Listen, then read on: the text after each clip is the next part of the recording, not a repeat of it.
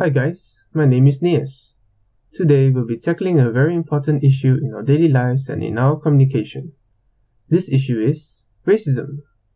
A blight on our society and life, racism is all the more serious due to the fact that Singapore is multicultural and multiracial. In order for Singaporeans to live together in a cohesive fashion, it is crucial for us to learn how to curb racism. But first, we must learn how it all begins. It begins, as with many things, from youth. In our infantile stages, we learn to group and classify things into good and bad. This is necessary for our survival and key in our learning process. But humans aren't just things. We're multifaceted and inherently complex.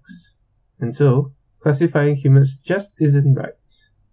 One can deviate from the stereotypical behavioral traits of one's race. Therefore, the actions of a particular individual does not represent his or her entire race. Our skin color does not define us, but our actions do.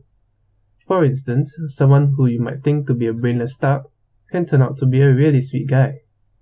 So how does it affect our day-to-day communication? Quite a lot actually, and negatively at that. But how exactly does it actually impact communication? Well, like the origin, we first see how it affects us as youth.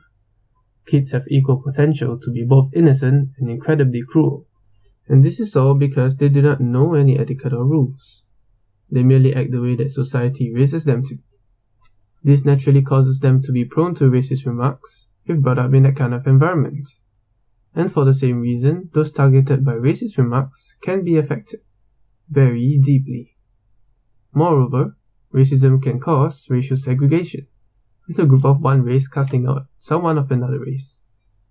Racial segregation naturally causes a lot of separation between the races, and this extends to the workplace. This causes an obvious breakdown in communication, as people who experience this sort of racial segregation would, obviously, not work so well with each other. So now that we know the problem, how can we tackle this issue? Well, after doing some research and surveys, we have come to a conclusion that the ultimate solution to tackle racism is through the power of education. An effective educational system can greatly help in shaping and nurturing young minds. Primary and secondary school students should be given an opportunity to learn the mother tongue of other races in Singapore. Schools can also encourage co-cultural exchange through house visiting programs during festive holidays, such as Chinese New Year, Hari Raya, and Deepavali. During these events, different students can play as the host and invite his or her friends over to their homes to experience and learn more about different cultures in Singapore.